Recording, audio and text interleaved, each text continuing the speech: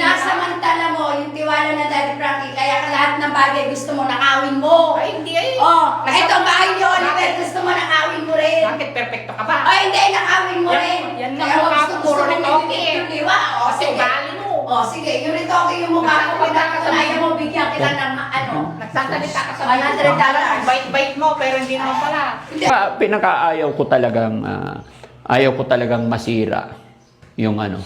Ayaw ko talagang masira yung... Ready na ba? Ay, Ate Ansing! Good morning. Andito si ano, pakilala ko sa iyo si Ma'am Inday Okray. Ah, siya pala si Madam... Inday Okray. Ikaw pala yung nanglalait sa akin. At ikaw din naman una ng dahil sa akin, no? Nagsabi na hindi baliday.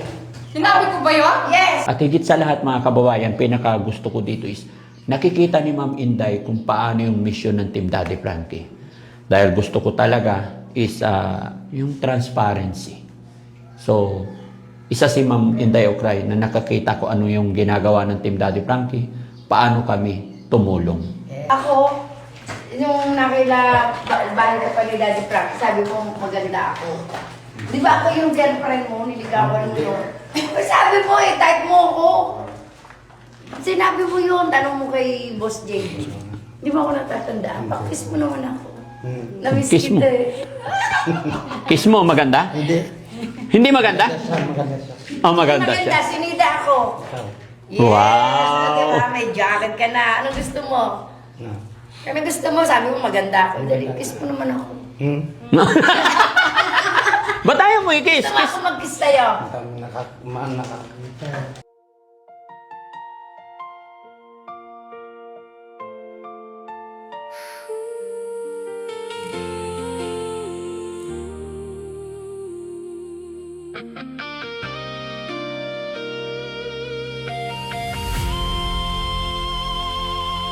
Sa gitna ng unos, tila walang katapusan. Ang luhang pumapatak sa bawat lansangan. Ma'am Inday, ito po yung bahay ni Kuya JJ. Pati ito, kanya rin yun. Ating dalawa. Opo. Ito lutuan niya. Opo. Dati niyan tirahan yan, pero ngayon ginawa niya ng lutuan. Dati rin akala ko yan lang ang bahay niya. Nung unang-unang nakilala kasi, dumating ako, dyan siya. Hoy, sige. Expected ko. Ayan. Parang ano. Opo. Pag nagluluto kami dito eh. Tapos ito yung, nung nabubuhay pa yung asawa yata niya, dito sila nakatira. Maliit lang din pala ba? Yan. Ubos na ulam. Dito kami nagluluto. Pero may space pa naman. Oh. Yes. Kung meron lang siyang mga balat. O nga pala, may papakita ko rin kay Ma'am Inday yung space ng lupa. Kasi ayon sa magkakapatid, Ma'am Inday, ito yon. Bibili tayo. Magmula doon sa kalsada, hanggang doon sa likod, papakita ko sa iyo yung tinerhan ni Kuya Oliver, pinagkulungan. Kanilang magkakapatid pa yan. Pero hindi pa yan nahati-hati. Kaya kung sinong magtayo pa sa kanila. At saka ito yung bahay, tara ma'am, samahan kita. Ito yung ay sakto, lunch break. No? Ito ma'am, yung pinapagawa kong bahay ni Kuya Oliver. Ay, ang laki. Ang laki. Ayan. Ayan. Hindi, kumbaga, hindi biro-biro. Pasensya na, may mga sampay kasi dito na nakatira yung mga tao. Sige lang, bakit kayo umalis? Dito na nakatira yung mga tao, yung mga gumagawa. Bali, pangatlong araw nilang gawa ngayon mula nung pina-stop ko ulit. Pasok tayo. Yan si Kuya Oliver. Patawag si Kuya Oliver, guys, para makilala ni Ma'am Ansing. Ay, Ma'am Ansing. Mamaya na ako magbibideo. Ma'am Inday. Sige. Yan. Ayan, very good. Pintura na mga kababayan, no? O na tatiles na lang. Ay, ang laki. Ha? Ang ganda. Siyempre. Isa lang naman siya. Isang kwarto lang yan. Opo, kanya lang. Tapos ito, salas. Oh, hindi, dito yung salas po. Ito ano niya? Lababo. Sink. No? Kasi yung toilet niya, Daddy Frank. Ha? Dito po, sa likod. Diyan siya lalabas. Oh, ito, pakita ko po sa inyo.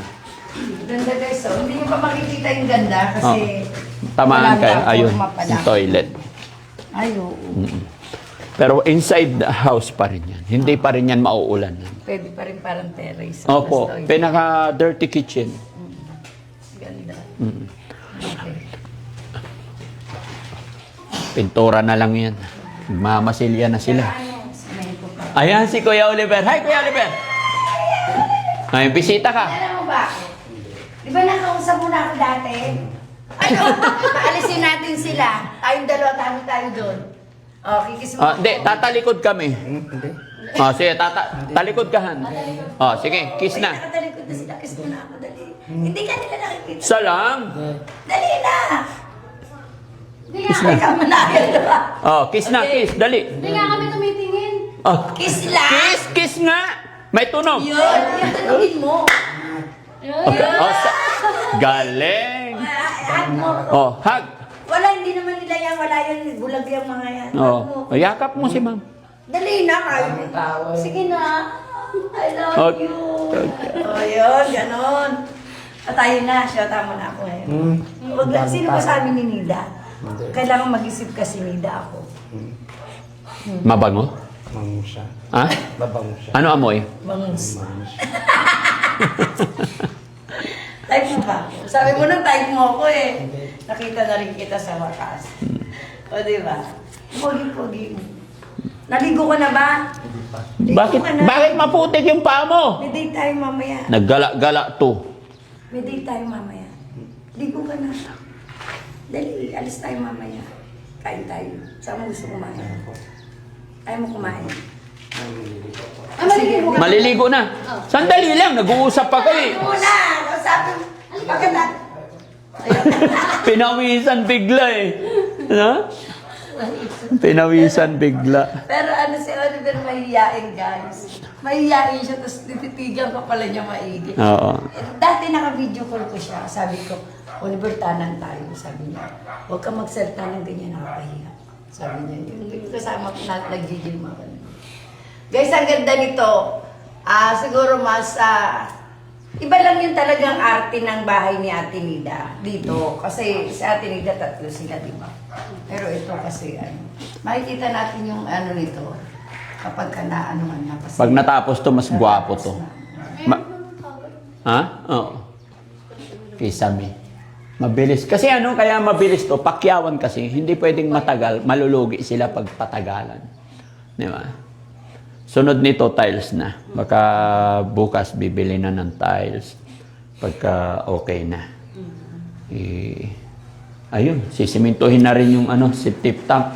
No? Okay na. Ang galing.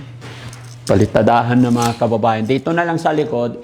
Kasi sa likod palitada. After that, yan, masilya na lahat yan. Then, papipinturahan na natin yan. Mabilis lang naman. Saan si Foreman? Kumakain. Hayaan mo lang. Sakto kasi mga kababayan, alas 12 yung dating namin dito.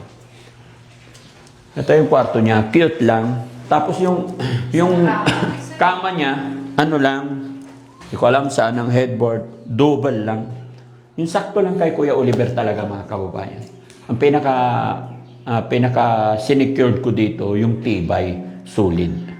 Tapos may cabinet din siya si... Opo. Yun na lang. Sulit talaga yan. Hindi, wala kang walang pagdududa. So, nakakatuwa lang mga kababayan na kumbaga, hindi lang kayo, hindi lang mga tagapanood ang nakaka-witness. Natutuwa ako kasi personally, nawi-witness din ng isa nating masasabi kong kaibigan na sponsor kasi nagbibigay din si Ma'am Inday. Masaya ako na nagbigay siya ng panahon kasi syempre yung day off nila nasa Japan, pag pumunta sila rito sa Pilipinas, alam kong very expensive kumbaga yung oras nila, yung time nila. Pero binigyan nila tayo ng time, binigyan tayo ng time para makilala yung mga beneficiary natin, yung mga tinutulungan natin. At ito, si Ma'am Inday na rin. Kasi ayaw ko kasi talaga, Ma'am Inday, na pagdating ng panahon, konting bagyo, tumutulo, may Sayang. problema. Sayang yung pera na naumpisa. Opo. Mas pang matibayan na.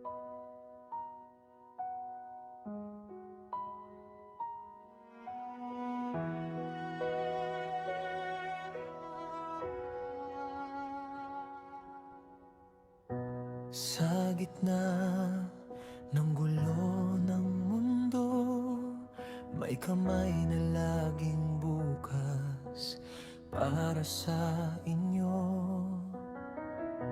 Hindi hadlang ang